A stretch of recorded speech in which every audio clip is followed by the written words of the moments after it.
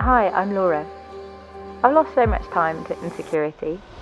In my teens, I felt angry, even sad at who I was. I felt known but not liked. I didn't even like me.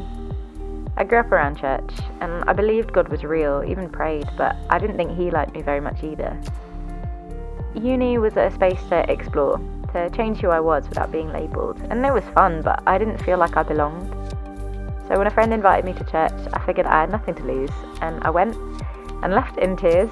The message felt so hypocritical, but I desperately wanted that God to be real. I wanted that loving God, but I was so angry. I had coffee with someone from church and just exploded.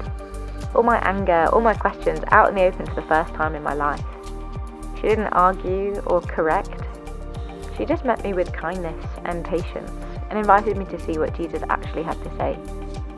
So we read some of the Bible together, line by line, over a whole year. It felt like a 72-hour voice note from Jesus. I realised I'd let everyone else define Him, but never let Him speak for Himself, introduce Himself. Jesus wasn't stuck in a book. He wasn't a political vote or a stuffy building or even the kindness of a community. The God I thought was distant walked this earth. The Jesus I thought didn't like me claimed to have bent history so I could know Him, so I could be His friend.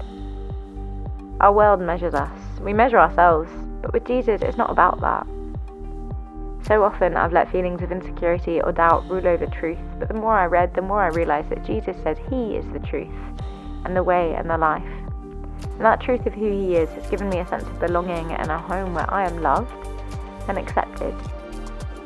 Not because of what I'm like, but because of what He has done. I still have a lot of questions, but I know where to take them now.